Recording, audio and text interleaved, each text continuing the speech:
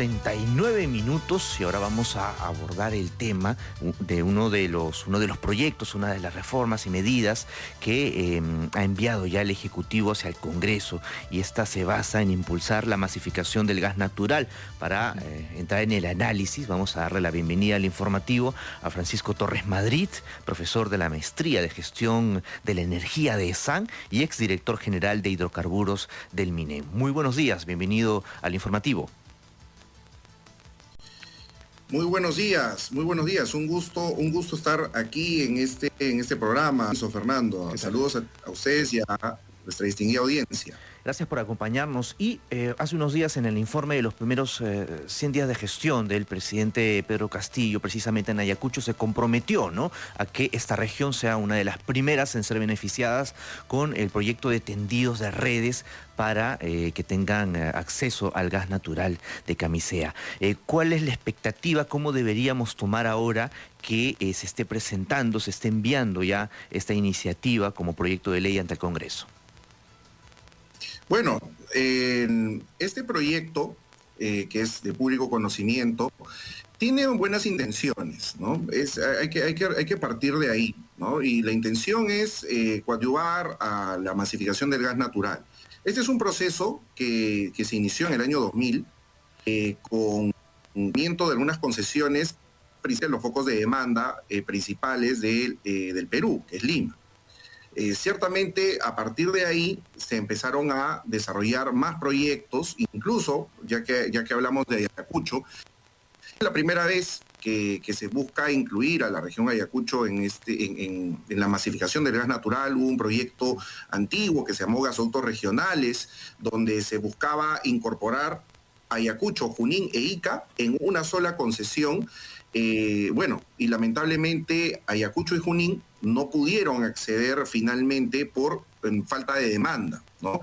Para el desarrollo de estos proyectos, estimados, es necesario considerar una ancla, es decir, demanda industrial, comercial, que pueda ser capaz de sustentar económicamente el tendido de redes, ¿no? Esta actividad demanda infraestructura. Ha pasado el tiempo, han pasado los años, las tecnologías han mejorado y tenemos otras formas de poder masificar con gas natural a nuestro país. Ya no es necesario que solamente industrias por ductos, ¿no?, de redes, sino que ahora se pueden llevar a través de distintos medios de transporte, como lo que se denomina el transporte virtual, ¿no? El gas natural comprimido, el licuefactado. Entonces, en conclusión, es una buena propuesta que evidentemente tiene oportunidades. Hay que tener cuidado con la intervención de la inversión pública, dejando de lado la inversión privada. Recordemos que bajo nuestro modelo económico es necesario promover privada, no sustituirla por la inversión pública como si se de dos alternativas que se dan en el mismo nivel.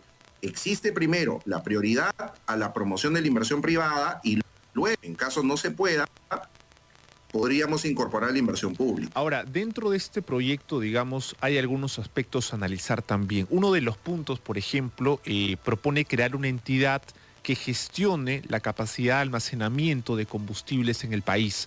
¿Qué le parece esta medida? Bueno, en realidad el tener un gestor o distintos gestores energéticos no es, ¿no? En distintos países, incluso en el propio Perú, en el sector eléctrico, está el despacho en el sector eléctrico, como el COES. En el caso de hidrocarburos, ya desde hace un tiempo se esperaba que pueda existir. Bien, señor Francisco Madrid, vamos a esperar unos momentos para retomar este contacto. Tenemos algunas dificultades en la comunicación, pero vamos a volver en unos momentos para continuar hablando respecto a la masificación del gas y también consultarle cuáles han sido, Renzo, los factores que han impedido que hasta el momento no se logre con esta masificación del gas natural. Solo 2 de cada 10 peruanos acceden a este servicio, ¿no? Básicamente un 20%. Entonces queremos saber cuáles han sido los candados, ¿no?, los obstáculos para que esto no se haya podido masificar en todo el país. Claro que sí, vamos a retomar la comunicación precisamente con Francisco Torres Madrid, profesor de la Maestría de Gestión de la Energía de SAN y ex director general de hidrocarburos del MINEN, y le consultaban acerca de crear esta entidad que gestione la capacidad de almacenamiento de combustibles en el país. Sí, muchas gracias por la pregunta. A ver, no es una novedad en los sectores energéticos a nivel mundial que puedan existir gestores, ¿no?, para una mejor administración de los recursos, no solamente a nivel del suministro, sino también a nivel de la logística. En el sector eléctrico en el sector eléctrico peruano, existen, gestores que administran las órdenes de despacho, como por ejemplo es el COES, ¿no? En el caso del sector hidrocarburos peruano, era necesario y qué bueno que se pueda considerar un sistema de gestión. Es propicio, es necesario. Sin embargo, hay que considerar algunos aspectos. La gestión de la capacidad de almacenamiento y disposición de hidrocarburos tiene que ir de la mano con mecanismos que puedan alentar una mayor oferta. ¿A qué nos referimos? Si es que consideramos sistemas de almacenamiento donde el Estado simple y llanamente ordena el despacho, establece restricciones, podríamos esperar que exista un mercado más competitivo, con más inversionistas. Ciertamente eso no sería posible. Por eso tiene que ir de la mano, tiene que haber un contrapeso entre el orden, la administración por parte de un gestor, lo cual es muy bueno, pero por otro lado hacer que el mercado siga siendo competitivo y hacerlo mucho más competitivo. Con un mercado más competitivo tenemos más oferta, con más oferta tenemos mayor posibilidad de mejores precios. Ahora, ya se ha presentado este proyecto en el Congreso de la República, seguro va a entrar a debate y a una posterior votación previo análisis. Pero ¿cuáles han sido los factores, digamos, que han impedido la masificación del gas natural? ¿Se trata de un tema de déficit de gas o es más bien un problema de infraestructura para que pueda ser trasladado este gas a los hogares peruanos? O de decisiones en este caso también. Gracias por la pregunta. A ver, el proceso de masificación de gas natural en el Perú ha sufrido algunos reveses, sí, pero lo cierto es que al día de hoy, desde el año 2000, como indiqué desde el principio, se han venido otorgando concesiones. Hasta el día de hoy tenemos toda la costa y buena parte de la sierra ya concesionada. Existe un cierre de brechas de infraestructura en el sector energía cada vez más propicio, más bueno. Ahora, ¿qué dificultades hemos enfrentado?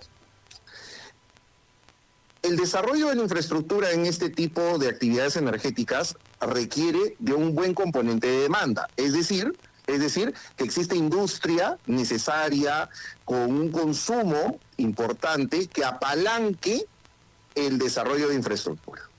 Entonces, como es evidente, las primeras concesiones han optado los lugares, las zonas de concesión con una mayor concentración de demanda industrial, lo cual es evidente. Y al paso, con el paso del tiempo, se van a ir buscando otras regiones, otras áreas de concesión donde no hay tanto desarrollo industrial. Entonces, ese es un primer obstáculo. Ahora, lo que estamos viendo en este proyecto busca dar la vuelta a esa situación. ¿Cómo le va a dar vuelta? Introduciendo mecanismos de promoción, buscando que la infraestructura sea desarrollada con inversión estatal o con aportes de los usuarios del servicio de transporte, y ahí podemos incidir un poco más en ello, y con ello poder hundir los costos en infraestructura y no considerar esos costos de infraestructura para efectos de las tarifas. En otras palabras, si es que se tiende la tubería vale 100, en las tarifas no se va a trasladar ese 100, sino los costos de operación y mantenimiento. De tal manera que la tarifa se hace, digamos, un poco más asequible a los usuarios. Esa es otra de las dificultades que se han venido presentando. Una tarifa que tradicionalmente introduce no solamente operación y mantenimiento, sino diseño y construcción, es alta. Y si es que consideramos encima que existe una demanda industrial reducida y unas demandas residenciales o comerciales en el interior del país que son, que no tienen las mismas características de consumo, capacidad adquisitiva, entonces ahí tenemos el cóctel perfecto para decir, bueno, este es también otro problema. Claro. Por eso es que vemos y saludamos que exista en este proyecto estos mecanismos para darle la vuelta a la situación. Claro, claro que sí. Bueno, lo que hemos venido escuchando hasta el momento es que es una decisión que está con carácter de urgente y que es un compromiso que es de parte del presidente Pedro Castillo, digamos que es un compromiso que está, ¿no? Que va a ser de su gestión, va a ser uno de sus caballos en los próximos años que tiene todavía como presidente. Pero esto se podría haber afectado también con las personas a cargo de estas reformas, es decir, la función del ministro de Energía y Minas, Eduardo González. Ayer la propia presidenta del Consejo de Ministros le pidió, ¿no?, explicaciones de por qué se había ausentado a las reuniones precisamente que tenían. Le mandó un oficio incluso para hacerle llegar su incomodidad a sus ausencias en estas reuniones que buscan renegociar el contrato de Camisea. Bueno, a ver, ciertamente los proyectos avanzan en función de la institucionalidad y de las personas, ¿no?, que al final hacen la institución. Evidentemente es necesario un compromiso por parte de todas las autoridades que puedan dar todo lo mejor de sí, empeñar todos los recursos de tiempo y dedicación para que estos proyectos salgan adelante, ¿no? Podemos entender, incluso por la experiencia en la gestión pública, que existen múltiples compromisos, ¿no? Y yo estoy seguro que las autoridades, digamos, con estos proyectos van a redoblar esfuerzos y de esa manera poder sacar adelante estos proyectos. Ahora, es solo una última consulta de mi parte. ¿Cuánto tardaría, digamos, construir la infraestructura necesaria para la masificación del gas natural en nuestro país? ¿De cuánto tiempo estamos hablando más o menos? Muchas gracias por la pregunta. A ver, tenemos que hablar en términos objetivos. Lo cierto, y hay que, digamos, no considerar este mapa, ¿no? Imagínense un mapa donde todo el Perú cuente con gasoductos. Eso no va a suceder. No va a suceder. ¿Por qué? Porque, como le indicamos anteriormente, existen ahora múltiples formas para poder llegar a masificar el gas natural, ya no solamente con gasoductos, sino con otros mecanismos que pueden ser mucho más eficientes, como el transporte de gas natural comprimido, licuefactado. ¿Qué es esto de comprimido, licuefactado? Para hacerlo muy corto, son dos tecnologías que hacen que el gas natural pierda volumen bajo condiciones de presión y temperatura. Pierde el volumen, puede ser más portable, mucho más almacenable y poder llevarlo a largas distancias. Entonces, en un país, que es el tercero más grande de Sudamérica, con múltiples condiciones geográficas, es más que recomendable el utilizar estas tecnologías. Y ojo, estas tecnologías han venido siendo desarrolladas por la inversión privada. Es importante que el sector público se apoye en la experiencia y conocimientos del sector privado para llevar adelante estos proyectos. Sin duda. Los últimos procesos de promoción de la inversión privada no han sido muy auspiciosos de cara a la inversión privada, pero es importante apoyarse con ellos. Sin duda vamos a estar muy atentos al debate. Sí, al debate que... A ver, brevemente, por favor, para que cierre la idea. Sí, a ver, y esa es la razón por la cual no podemos estimar una cantidad de años. Correcto. A ver, solamente para darnos una idea, para un proyecto con tan buena demanda como fue el proyecto para llevar el gas natural a Lima, nos demoramos alrededor de 4 años para el desarrollo de las primeras redes. En el caso de Ica, digamos, una región con un gran potencial de demanda también, tuvimos alrededor de otros 4 años, 4 a 5 años. Entonces, son procesos de larga maduración. Muy bien. Sí, hay que considerar esos costos. Claro que sí. Bueno, y también de los costos, ¿no? ¿Podría el Estado en todo caso también incentivar esto con una inversión? Ciertamente, ciertamente. O sea, en este proyecto de ley se está considerando la incorporación de un mecanismo, ¿no? Este mecanismo de compensación para el acceso descentralizado al gas natural. Y aquí viene una oportunidad de mejora, siempre es importante resaltarlo. Se indica que este mecanismo va a funcionar con un recargo, ¿no? Un recargo que se va a aplicar a todos los clientes de las empresas que prestan el servicio de transporte de gas natural. En otras palabras, ¿de qué estamos hablando? Estamos hablando de 18 empresas. Así de simple, 18 empresas, 6 generadoras eléctricas, 10 industrias. Bien. Y 2 concesionarias.